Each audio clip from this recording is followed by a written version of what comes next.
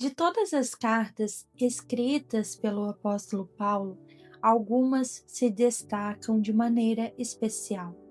Não foram endereçadas a igrejas inteiras, mas a colaboradores próximos, homens e mulheres chamados para servir como líderes, pastores e também guias espirituais. As cartas a Timóteo e a Tito são conhecidas como cartas pastorais, pois nelas encontramos conselhos, advertências e instruções sobre como viver, ensinar e liderar de acordo com a vontade de Cristo. Nesta série, o confronto à liderança de Cristo, vamos mergulhar nesses escritos e aprender juntos o que significa exercer uma liderança fundamentada no Evangelho, uma liderança que não busca poder humano, mas que se rende ao senhorio de Jesus. 1 Timóteo, 2 Timóteo e Tito nos convida a refletir a como devemos conduzir a casa de Deus, quais são os desafios da verdadeira liderança cristã e como permanecermos firmes em tempos de oposição. Este é o primeiro episódio da nossa jornada. Prepare o seu coração, abra sua Bíblia e venha conosco neste estudo profundo da palavra. O confronto não é com pessoas, mas com os padrões deste mundo. A liderança que seguimos é a de Cristo. Então, sejam todos bem-vindos ao primeiro episódio da série O Confronto à Liderança de Cristo.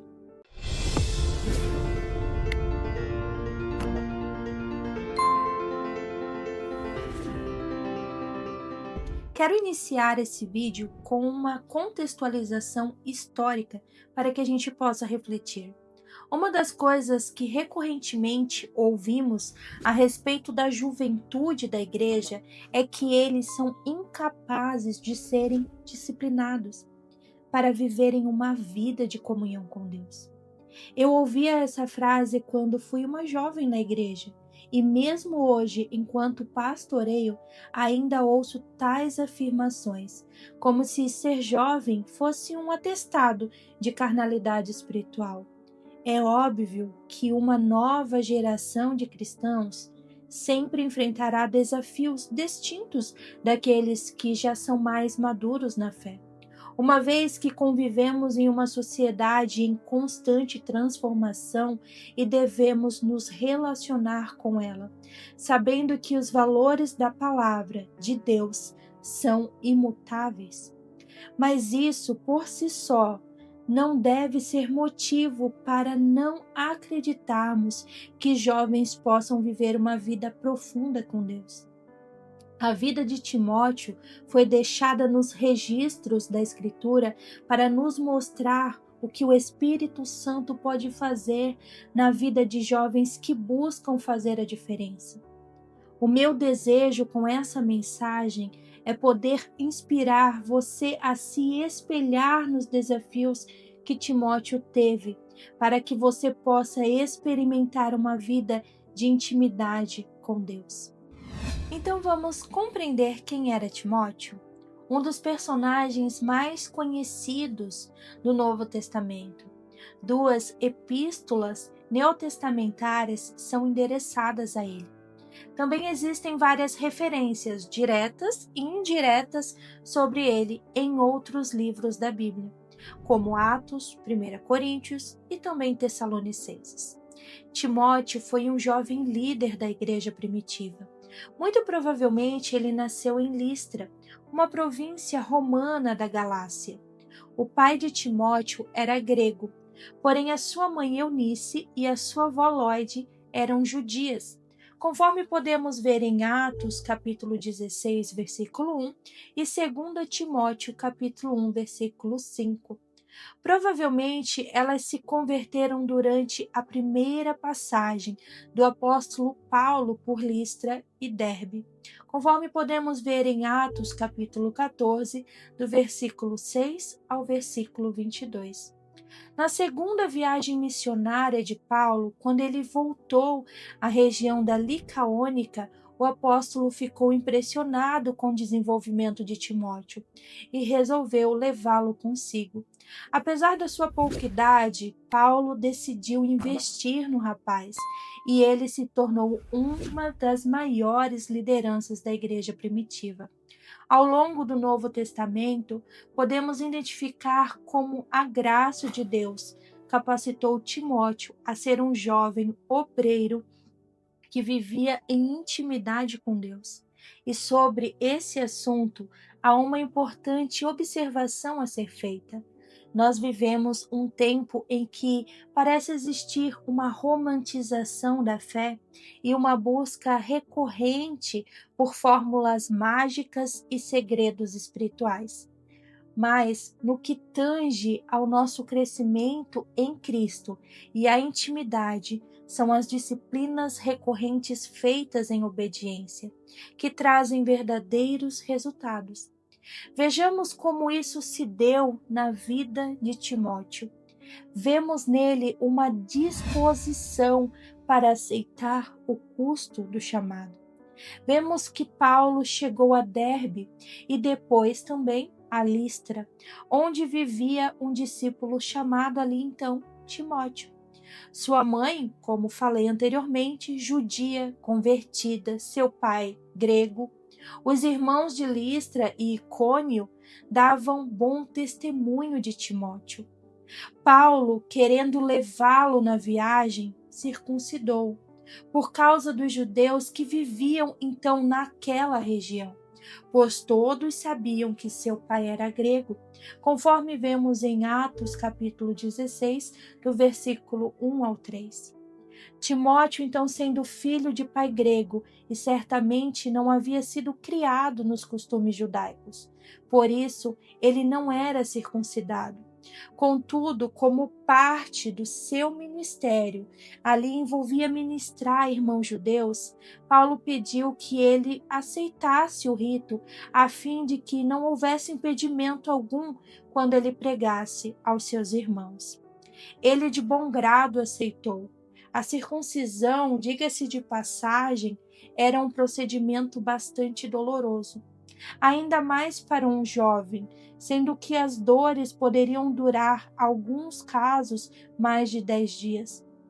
A prontidão dele em aceitar mostra que Timóteo não apenas tinha consciência do custo do chamado, mas ele também estava disposto a aceitá-lo.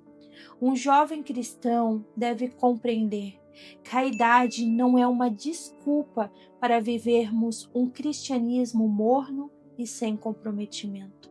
Devemos estar focados em Cristo. Quando Jesus fez as mais duras advertências sobre o custo de segui-lo, ele não estabeleceu distinção alguma entre faixas etárias dos seus ouvintes. O cristianismo era, naquele tempo, uma religião de alto risco, como é hoje, sob as perspectivas diferentes do nosso tempo. Os cristãos do primeiro século precisavam estar dispostos a morrer por Cristo. Hoje, por conta de nossa fé e valores, devemos estar prontos a enfrentar a militância digital, a cultura do cancelamento e também a vergonha da cruz.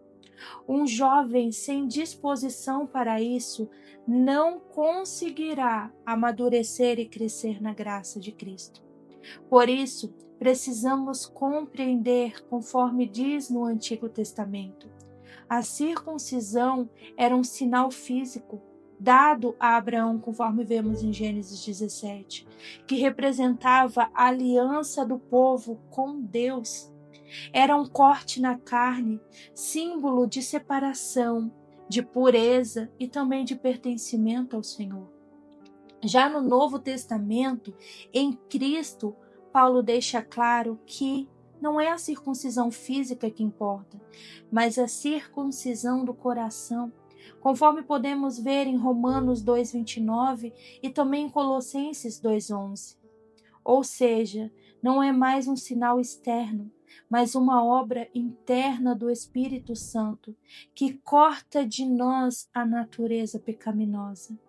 A circuncisão no Evangelho hoje não tem a ver com o corpo, mas com a mente, com as nossas emoções e também com os nossos desejos. Por isso, eu quero te chamar a refletir em algumas etapas. O primeiro ponto da circuncisão do coração é a separação para Deus. Jovens que decidem não viver como todo mundo, mas guardam o coração, seus pensamentos, seu corpo para o Senhor, conforme diz em Provérbios 4:23. Renunciamos a todo o pecado, deixando que o Espírito Santo corte vícios, impulsos, hábitos destrutivos e traumas que atrapalham a vida espiritual, conforme diz em Colossenses 3, do 5 ao 10. Também restauramos em Cristo uma identidade, não se apoiando em aparência, religião ou performance, mas em um coração transformado e marcado pela graça. E desenvolvemos uma santidade relacional. Circuncidar o coração significa aprender a se relacionar sem cair na promiscuidade, na imoralidade sexual e também na busca por validação humana. A circuncisão hoje é quando você deixa Deus cortar da sua vida aquilo que parece prazeroso, mas te afasta dele. É entregar o coração para que ele molde, é abrir mão do que prende a sua alma para viver uma liberdade direcionada pelo Espírito Santo. Em Lucas 9:23 nos ensina que se alguém quer vir após Cristo, negue-se a si mesmo dia após dia. Tome a sua cruz e siga-o. Também vemos em Marcos 8:35, quem quiser, pois, salvar-se a sua vida, perdoará, mas também aquele que perder a vida por causa dele, por causa do seu evangelho, salva então a sua alma. Então, devemos dia após dia ter um coração circuncidado pela palavra e pelo direcionamento do Espírito. E para isso, precisamos compreender que Timóteo tinha um bom testemunho. Suas palavras talvez não cheguem a todos os lugares, mas a sua reputação sim. Escutei esta frase em minha mente por dias. Minha boca se abrirá onde serei chamada a levar a palavra, conduzida pelo Espírito Santo. Mas a minha reputação falará sem eu nem estar no lugar. Irão falar bem ou mal de mim, independente. Qual reputação você está gerando? Na antiguidade, a reputação de uma pessoa era medida de forma muito mais próxima e orgânica. Como as comunidades eram pequenas, todos conheciam um jeito de viver uns dos outros e o caráter era o principal critério para se avaliar alguém. A forma como uma pessoa cuidava da família, como se relacionava com os vizinhos, como tratava os negócios e até mesmo como ajudava os necessitados, falava alto no que se diz ao seu discurso de vida. O testemunho era passado de boca em boca, e uma palavra dada tinha valor de honra. Quem era temente a Deus e demonstrava isso na vida prática era considerado respeitável, como vemos no exemplo de Jó, que foi reconhecido não pelo que tinha, mas pela sua integridade e temor. Nos dias atuais, o cenário mudou. A reputação não depende apenas do que a comunidade próxima vê, mas de como a pessoa se apresenta em uma vitrine global chamada internet. Muitos são avaliados não pelo caráter, mas pela imagem construída nas redes sociais, pelo número de seguidores, curtidas ou até mesmo pelo status social que aparentam ter.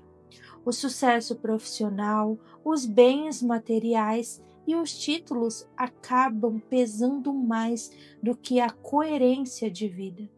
A reputação pode ser levantada assim, rapidamente, com marketing de aparência, mas também pode ser destruída assim, em poucos minutos, com um comentário, uma exposição pública ou também uma fofoca viralizada nas redes sociais.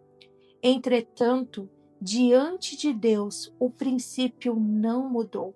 A verdadeira reputação continua sendo medida pela integridade do coração.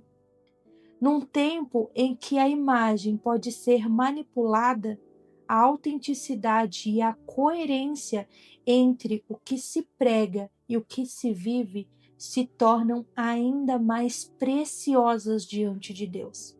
Se antes a comunidade observava cada peso, cada passo, hoje o mundo inteiro pode ver em segundos, mas a avaliação que realmente importa é a do Senhor, que conhece a verdade que ninguém pode maquiar.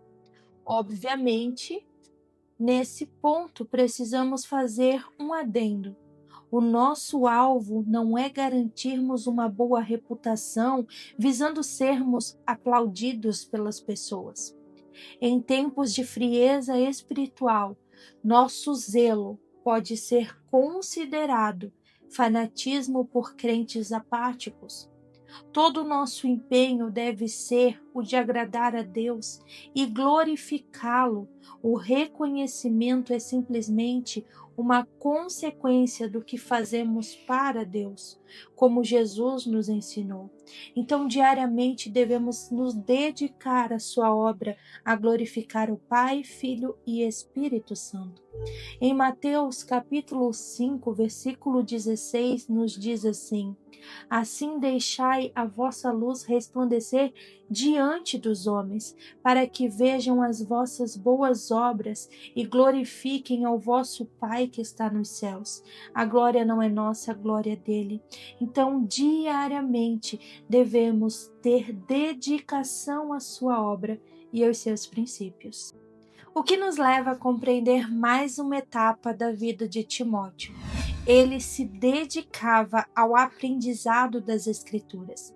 E te convido a refletir comigo em 2 Timóteo, capítulo 3, do versículo 14 ao 15, que diz assim: tu, porém, permanece naquilo que aprendeste e de que fostes inteirado, sabendo de quem o tens aprendido, e que desde a tua meninice sabes as sagradas Escrituras, e que podem fazer-te sábio para a salvação pela fé que há em Cristo Jesus. Os jovens cristãos de hoje em dia têm o privilégio de poderem ter acesso a muito conteúdo de qualidade para sua formação cristã. Com a democratização da internet, podemos ouvir bons ensinadores cristãos, cursar as melhores escolas teológicas e mergulharmos no conhecimento da Escritura. Contudo, a nossa geração, ela é rasa, quando avaliada sobre o conhecimento bíblico. Uma boa parte dos jovens de nossos dias tem dificuldades em explicar doutrinas básicas da nossa fé, porque na maioria das vezes estão buscando experiências sensoriais, ao invés da fé pura e simples ensinada pelo Evangelho. Essa superficialidade é sem dúvida a maior causa de nossos jovens caírem nas universidades e ali abandonarem a fé no Senhor Jesus Cristo. Timóteo conhecia a Escritura desde a sua meninice. Ele dedicava-se no aprendizado das sagradas letras, para ser capaz de atender o chamado que Deus havia lhe feito.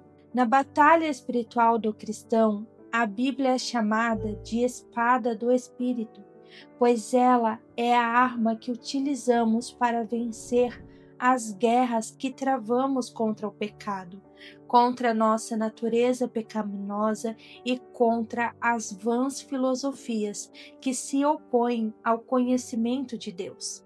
Precisamos ser uma geração apaixonada pela Escritura e com uma dedicação de se aprofundar nesta revelação que Deus amorosamente nos deixou. É pela Escritura que o jovem purifica o seu coração e cresce na sua intimidade com Deus. Por isso, te chamo a refletir neste momento em Salmos 119, do versículo 9 ao 11, que diz assim: Como pode o jovem manter pura a sua conduta, vivendo de acordo com a tua palavra? Eu te busco de todo o coração. Não permitas que eu me desvie dos teus mandamentos. Guardai no coração a tua palavra, para não pecar contra ti. Diariamente, se a gente guardar as Escrituras no nosso coração, na nossa mente, não pecaremos contra o Senhor. O próximo ponto que Timóteo nos ensina é sobre o seu esforço para ser puro em sua conduta. E te convido a ler comigo agora 2 Timóteo, capítulo 2, versículo 22, que diz assim: Fuja dos desejos malignos da juventude e siga a justiça, a fé, o amor e a paz, juntamente com os que de coração puro invocam ao Senhor. Todos nós sabemos que a juventude é uma época em que buscamos autonomia, liberdade e prazer. Por isso, o jovem cristão tem um desafio muito grande de guardar-se puro em uma sociedade sensualizada e libertina. É importante que a igreja tenha misericórdia com os jovens que podem sim tropeçar e, ao mesmo tempo, ser zeloso para investigar os seus corações, que é possível ensiná-los a honrar ao Senhor. Timóteo foi um exemplo disso também. A Escritura mostra que Paulo desafia o seu discípulo a fugir dos desejos malignos da juventude. Ele sabia que um jovem entregue às paixões carnais pouco poderia fazer pela causa de Cristo. E como a Escritura não relata nenhum tropeço moral de Timóteo, e a história reconhece que ele foi bispo na cidade de Éfeso, nós podemos conjecturar que ele venceu o desafio da pureza e glorificou a Cristo na sua juventude. Você, jovem e futuro líder de Cristo, para este tempo, vive em uma sociedade sensual e permissiva. Eu sei exatamente o que você enfrenta, porque eu passei pelos mesmos desafios quando eu fui jovem na casa do Senhor. Mas da mesma forma que o Senhor teve misericórdia da minha vida, eu sei que Ele terá da sua vida também. Cuide daquilo que os seus olhos veem.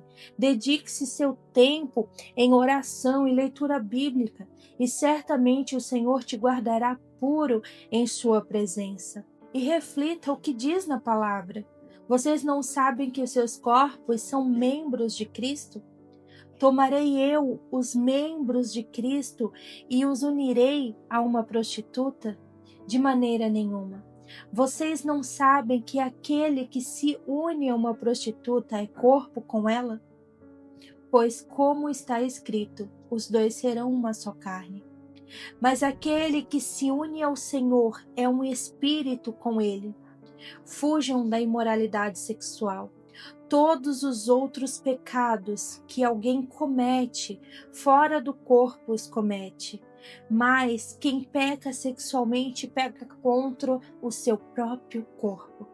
Acaso não sabem que o corpo de vocês é santuário do Espírito Santo que habita em vocês, que lhes foi dado por Deus, e que vocês não são de vocês mesmos? Vocês foram comprados por um alto preço. Portanto, glorifiquem a Deus com seu próprio corpo, conforme nos ensina nas Escrituras, lá em 1 Coríntios capítulo 6, do versículo 15 ao 20. Então, guardem o seu corpo, preservem o que o Senhor lhe deu e que ele é templo do Espírito Santo. Mediante a isso, te convido a refletir sobre uma postura de Timóteo, que ele foi um bom aluno, ele foi um bom liderado. E para isso vamos ler 1 Timóteo, capítulo 4, do versículo 12 ao 13, que diz assim: Ninguém o despreze pelo fato de você ser jovem, mas seja um exemplo para os fiéis na palavra, no procedimento, no amor, na fé e na pureza, até a minha chegada. Dedique-se à leitura pública da Escritura, à exortação e ao ensino. Um aspecto que desperta minha atenção na vida de Timóteo é que, embora ele fosse um rapaz brilhante, ele tinha um coração de discípulo. Ele aceitou de bom grado não apenas ser instruído na fé pelo apóstolo Paulo, mas também de ser liderado por ele. No cristianismo, a relação entre as gerações da igreja é fundamental para o seu progresso e avanço. Os crentes antigos, mais maduros, compartilham com os mais novos o que viveram e experimentaram na fé, para oferecer um suporte ético, moral, doutrinário, para que os novos irmãos saibam o que Deus fez no passado, para com isso se prepararem para o que Deus fará através da vida deles no futuro. Quando essas duas gerações se conectam, a igreja cumpre a sua missão com glória e louvor.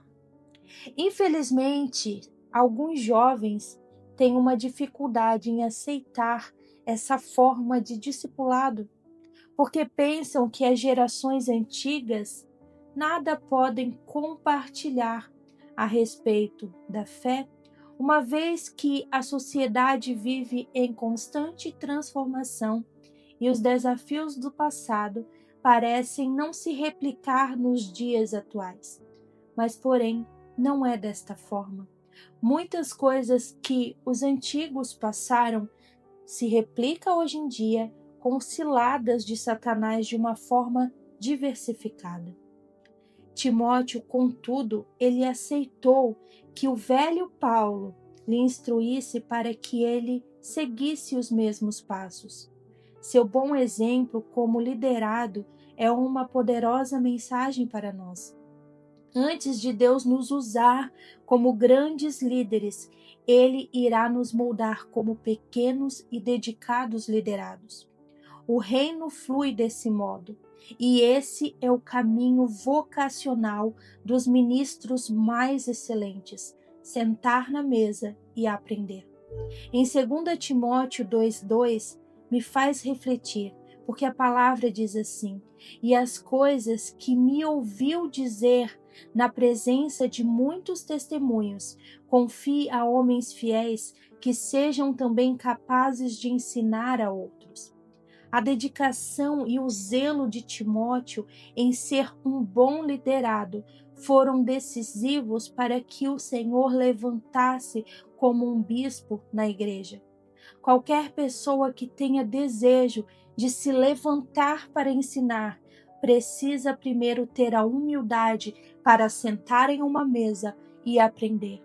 Certamente cada jovem que me ouve nessa preleção tem uma história sendo escrita na presença de Deus. E muitos de vocês um dia serão nossos pastores, nossos mestres, apóstolos. Para terem sucesso nisso, passem pela jornada do discipulado com coragem e determinação. Sejam instrumentos poderosos nas mãos do Todo-Poderoso. Nós contamos com vocês para que vocês vivam o ciclo da juventude e também sejam moldados pelo Espírito Santo de Deus. Por isso, te convido a compreender qual é o ciclo da juventude. Na Bíblia, o conceito de juventude não está limitado a uma faixa etária rígida, mas a uma fase da vida marcada por vigor, aprendizado e amadurecimento. José foi chamado de jovem quando já tinha grandes responsabilidades no Egito. E Timóteo, mesmo exercendo liderança pastoral, ainda era visto por Paulo como alguém em sua mocidade.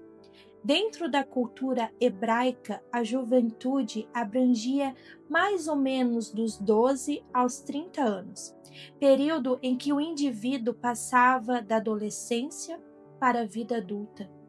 Na visão contemporânea e também da psicologia e da neurociência, apontam que a juventude começa na adolescência, por volta ali dos 12 anos, e se estende até aproximadamente os 30, podendo alguns estudiosos incluir até a idade ali dos 35 anos.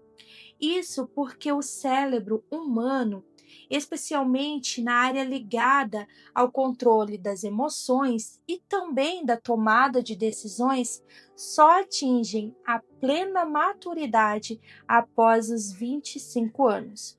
Por este motivo, muitos estudiosos colocam ali dos 12 aos 35 anos.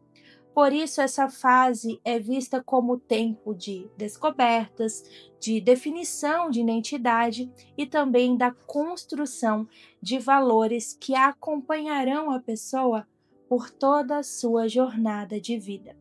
A sociedade de hoje, incluindo instituições como a ONU, costumam considerar jovens aqueles que têm entre 15 e também 19 anos.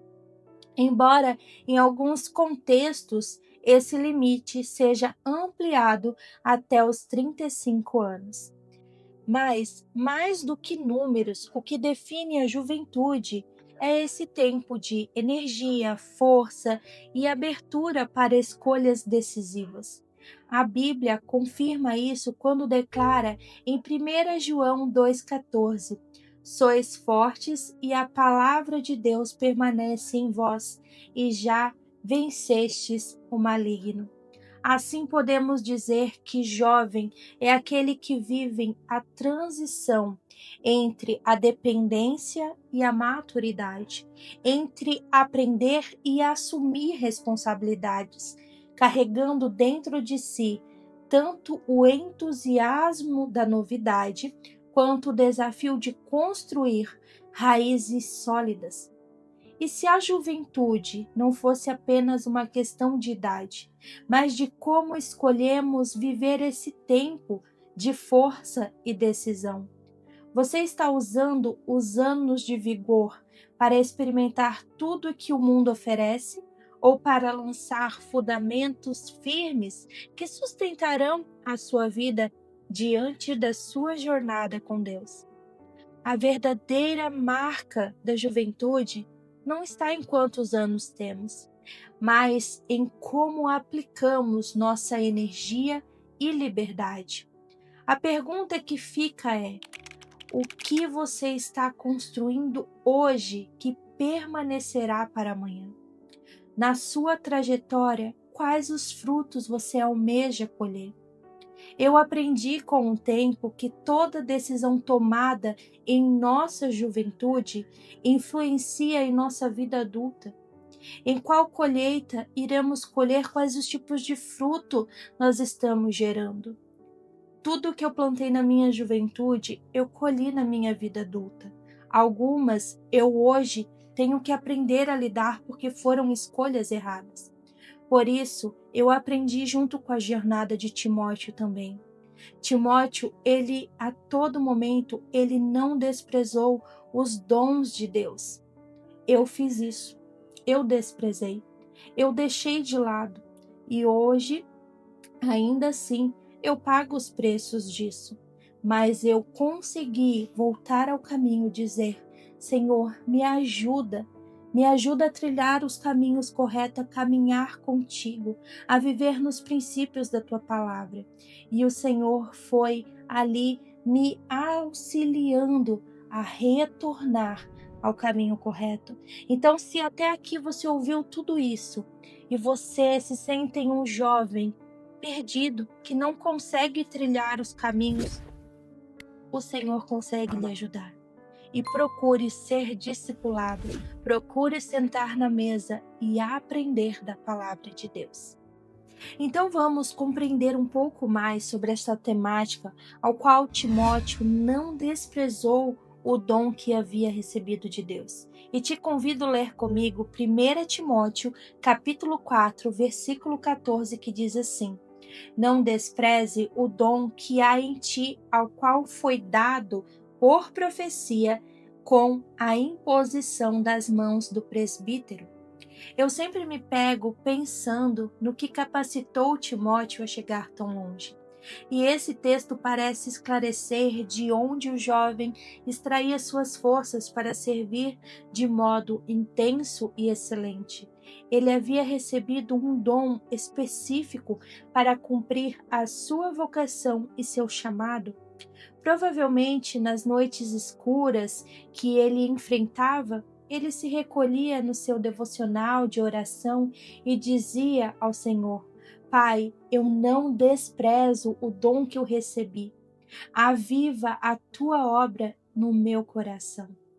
Cada jovem cristão possui dons específicos para fazer a obra de Deus, sejam eles os de 1 Coríntios, também Romanos 12 ou 1 Pedro 4. Dedique-se a crescer nele e aprimorá-lo para o serviço de Deus. É essa dinâmica gloriosa que traz os resultados mais surpreendentes para a obra de Deus e que nos tira do raso para vivermos uma vida profunda com Jesus Cristo. Então, com base em tudo o que estudamos até aqui, agora te convido a meditarmos sobre a jornada de Timóteo.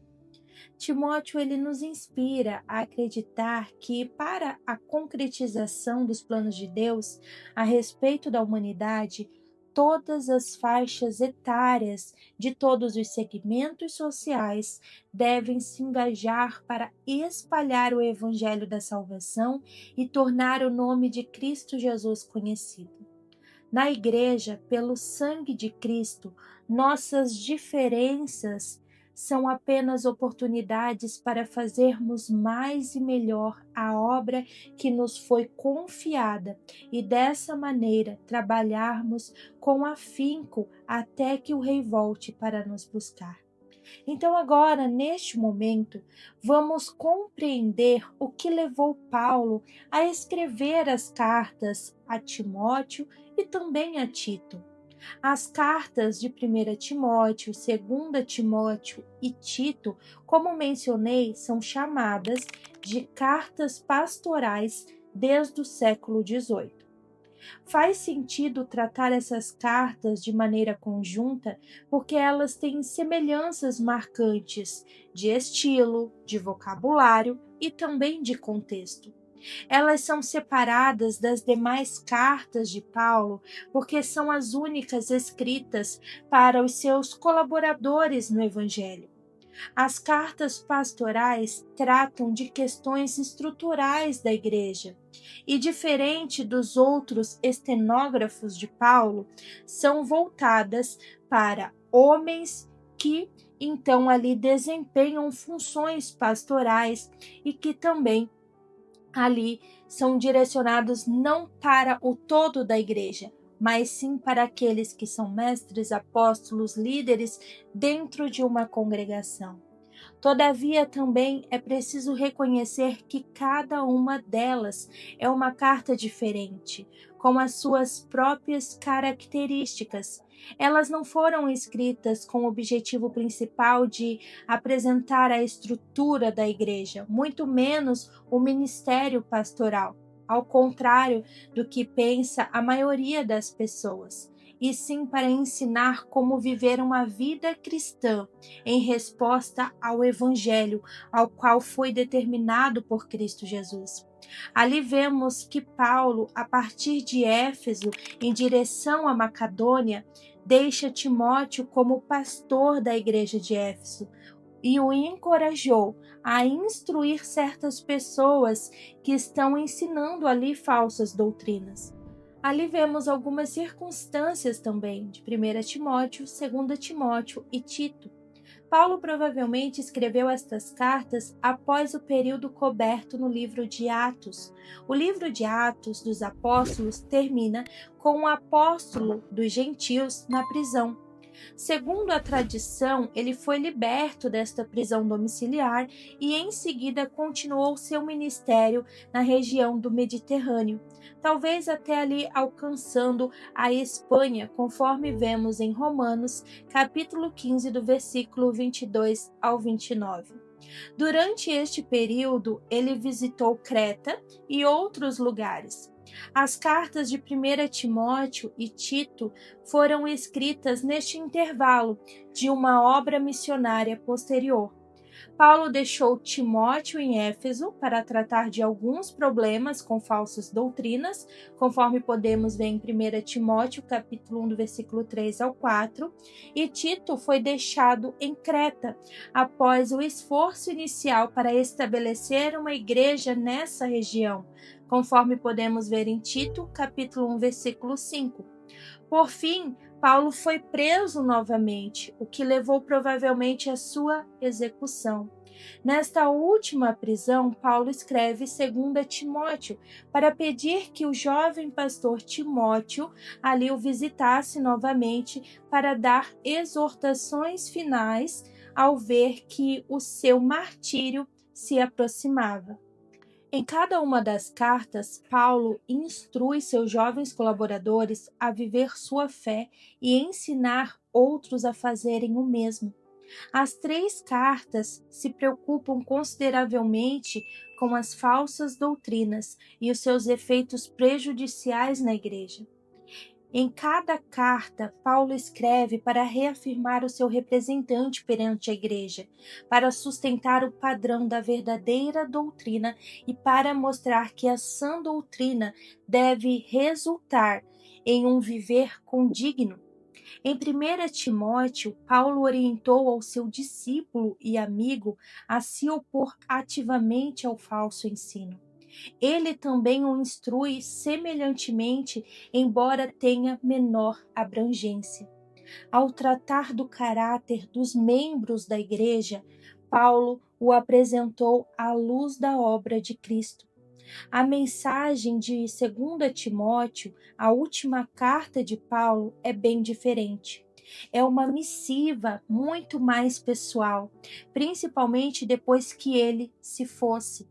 Vários temas são encontrados nestas cartas, sobre o Evangelho, sobre a vida cristã e também sobre o governo da igreja.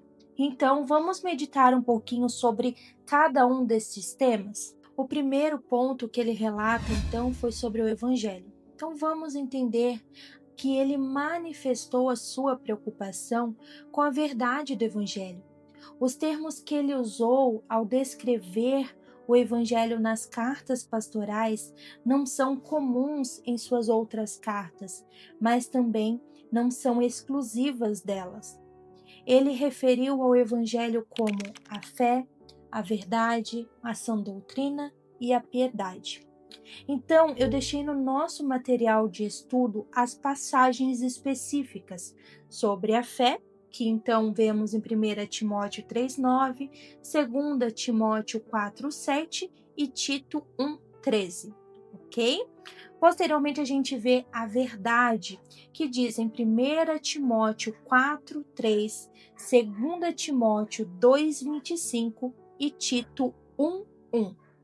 Também vemos sobre a sã doutrina, que está em 1 Timóteo 1,10, 2 Timóteo 1,13, 2 Timóteo 4,3 e Tito 1,9, também Tito 2,1.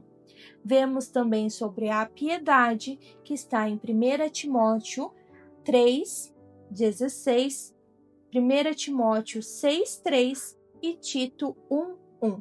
Então, essas são as passagens. Eu coloquei aqui também no vídeo, mas também está no seu material de estudo. Leiam estas passagens para entender ali todo o contexto. Então, Paulo ali, ele usou esses termos porque eram expressões empregadas, então, por seus adversários. Ao usá-los, porém, os apóstolos o renovou a fim de atingir os seus objetivos, dando-lhes novo significado. Então, estudem ali para entender o Evangelho, entender esta base e essa preocupação de Paulo. Então, lendo as Escrituras, fundamentando nas Escrituras, você se tornará um bom discípulo do Senhor. Então, vamos ao nosso próximo tópico, que é a vida cristã. Paulo enfatizou a importância de reagir à salvação de Deus com santidade, conforme ele relata em 1 Timóteo 2,15. Santidade pede caráter e ênfase, tanto positiva como negativa, o que nos leva a entender o governo da igreja. Paulo apresenta a igreja como uma família unida, organizada para o serviço e ministrando aos seus membros. A igreja é a família de Deus e os crentes são irmãos e irmãs em Cristo. Devemos estar sempre unidos. O apóstolo incumbiu a igreja a ministrar aos pobres e de ser fundamento da verdade doutrinária e ética. Os líderes da igreja são os bispos e anciões, ajudados pelos diáconos, que devemos ser, então, discípulos posicionados. E agora eu quero passar um pouquinho para vocês do que a gente vai estar aprendendo nos próximos vídeos. Eu sei que este vídeo ele ficou um pouco longo, mas seria muito importante entender todo o contexto histórico do que a gente vai abordar mais para frente. Então, a gente vai trabalhar em 6 pilares. 1 Timóteo tem 6 capítulos, então a gente vai iniciar nessa abordagem. Primeiramente, a situação em Éfeso e a incumbência para Timóteo. Posteriormente, a conduta de homens e mulheres e a adoração na igreja. Terceiro, qualificações dos líderes na igreja. Quarto, o trabalho do ministro em tempos difíceis. 5, deveres para os outros. E 6, advertências e a última incumbência a Timóteo. Então, a gente vai iniciar no próximo vídeo, estudar capítulo por capítulo de 1 Timóteo. Posteriormente, a gente vem com 2 Timóteo e também com Tito. Mas esses são os 6 pilares que a gente vai estudar dentro de 1 Timóteo. Espero que este vídeo tenha trazido grande conhecimento, grande bagagem para sua jornada, que seu campo de decisão daqui para frente seja conduzido pelo Espírito Santo de Deus, para que a cada dia nós venhamos nos tornar discípulos fiéis dentro do Evangelho de Cristo. Graça e paz, que o Senhor seja convosco e nos vemos no próximo episódio.